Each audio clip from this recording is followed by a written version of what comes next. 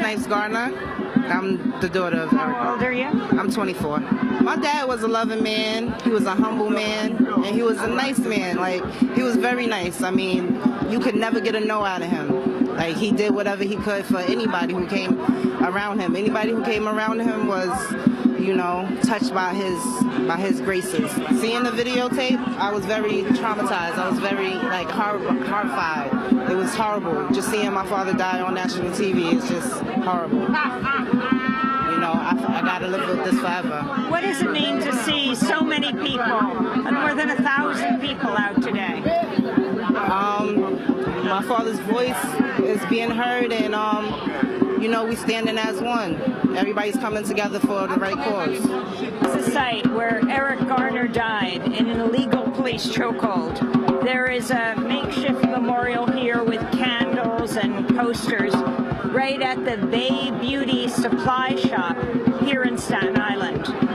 Some of the posters say, "Bust Pantaleo now," one of the police officers involved with his killing, "Justice for Eric Garner." And just a few feet from here, we can see Ramsey Orta and his wife, Chrissy Ortiz. Ramsey held up his cell phone and filmed what happened to Eric Garner right here. They don't want to talk today. But after the coroner's office declared it a homicide, Ramsey Orta was arrested, and then so was his wife, Chrissy. There are more than 1,000 people here, haven't begun to count, awaiting the march and the rally to honor Eric Garner and make the connections between Eric Garner's death here in Staten Island at the hands of police and Michael Brown in Ferguson, Missouri.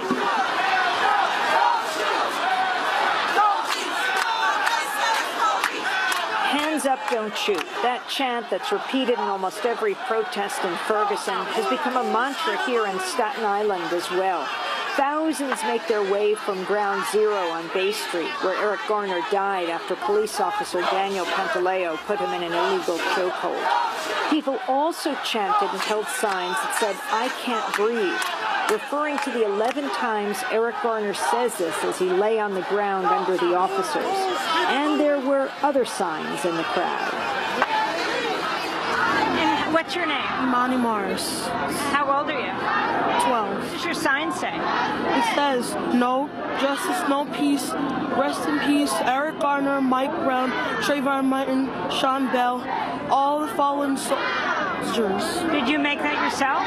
Well, I had some help from my sister. Well, we need to show the community that these police officers need to be disciplined and they need to be sentenced for all that they caused to Mike Brown's family and Trayvon Martin's family and Eric Garner's family. They caused so much pain.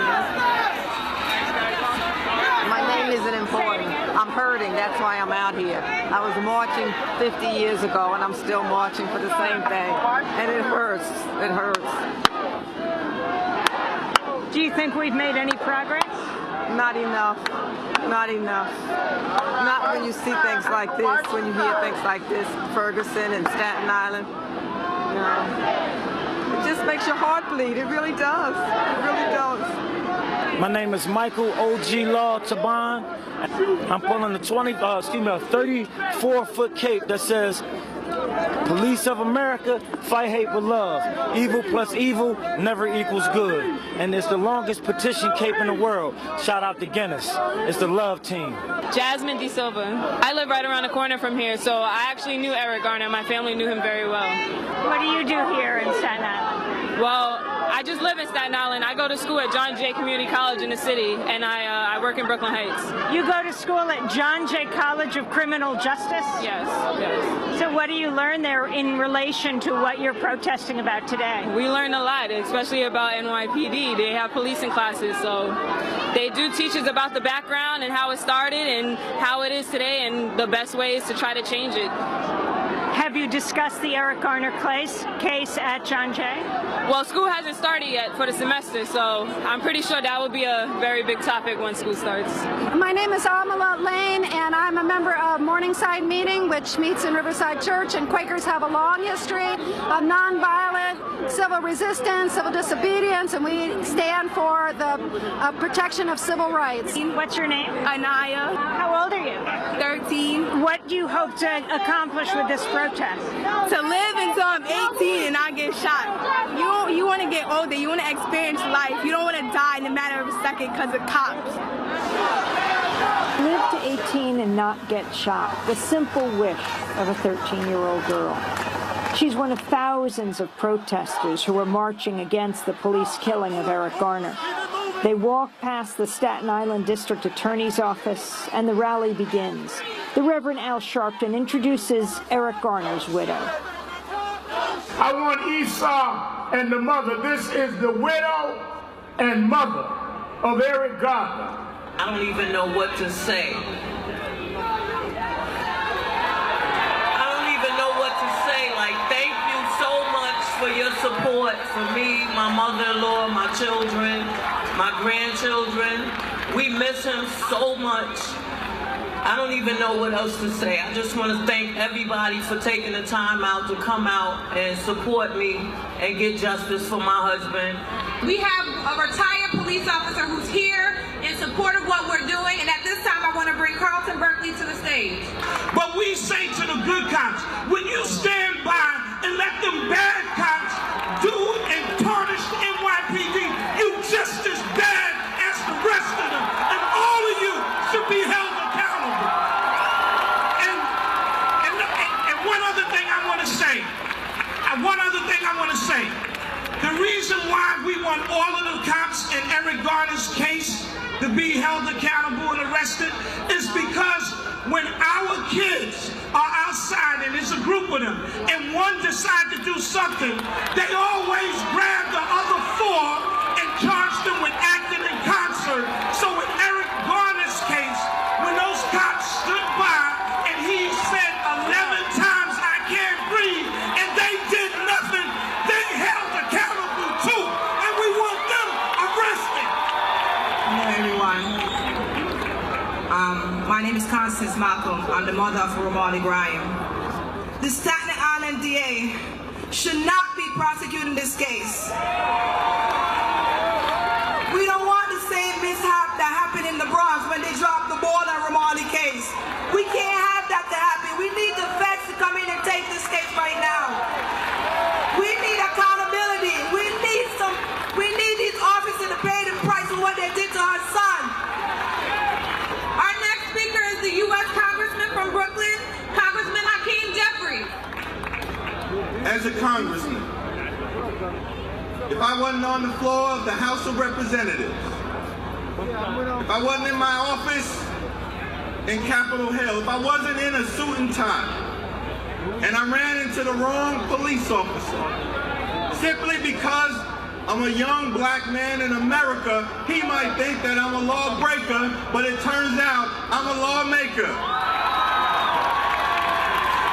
And about 10 days ago, 6 members of the United States Congress from New York, Charles Rangel, Jose Serrano, Nydia Velasquez, Greg Meeks, Yvette Clarke, and myself wrote a letter to Eric Holder urging that the Department of Justice get involved and investigate the case of Eric Garner and the NYPD because of their broken windows policing strategy. The mother of Amadou Diallo, Madam Kadiatou Diallo. We have to stop this. Too much pain, too much struggle, too much tears, too many victims. Sean Bell, Ramale Graham, Mohammed Bao, and many other victims have fell victim on the police force who's supposed to serve and protect. We need a national conversation that will continue to go on. The one and only former governor of the state of New York, David Patterson. This is the 25th anniversary of the unfortunate murder of Yusuf Hawkins. This is also the 50th anniversary of a terrible crime committed by a policeman when he shot a 15-year-old boy named James Powell in Harlem. It started the Harlem riots. I want you to know that there was a case 72 years ago in the summer of 1942. The summer of 1942 is when my father was pistol whipped in front of all of his neighbors at age 16 by a police officer for no reason at all. And he went on to become Basil Patterson, who was the first African-American Secretary of State and Deputy Mayor of New York. May I bring on the President of the United Federation of Teachers, Michael Mulgrew.